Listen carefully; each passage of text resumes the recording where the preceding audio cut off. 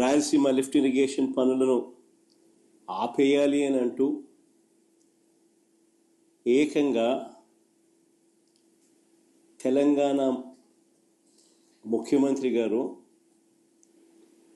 అసెంబ్లీలో close door మీటింగ్లో తాను అడిగానని, తన మీద గౌరవంతో చంద్రబాబు గారు ప్రాజెక్టును ఆపేశారు అని ఏకంగా తెలంగాణ ముఖ్యమంత్రి తెలంగాణ నిండు అసెంబ్లీ సభలో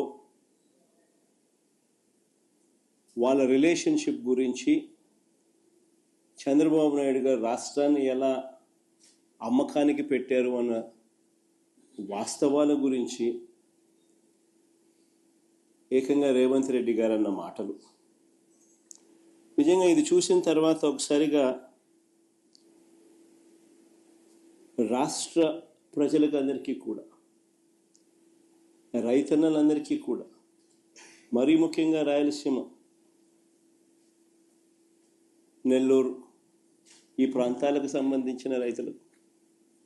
నిజంగా చంద్రబాబు నాయుడు అనే వ్యక్తి ఒక విలన్ క్యారెక్టర్ కింద కనిపిస్తుంది.